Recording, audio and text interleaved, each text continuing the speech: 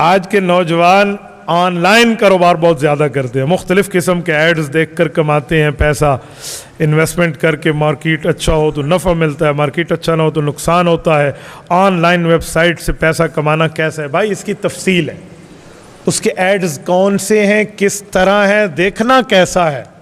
अगर जायज़ है तो कमाना जायज़ है, नाजायज़ है तो कमाना हराम है।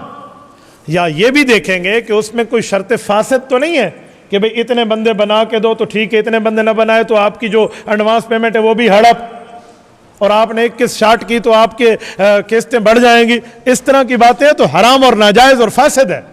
तो इसीलिए पूरा क्राइटेरिया दिखाएं, फिर जाकर हम इस पर बात करें कि ऑनलाइन कौन सा है। लेकिन मेरी मालूमात में इतनी केसेस हैं, आप हैरान होंगे। जिनने भी ऑनलाइन कारोबार किया, अक्सर बंदों को मैंने रोते देखा है। हमारे एक दोस्त का 23 लाख रुपए ऑनलाइन खा गया हजरत वो।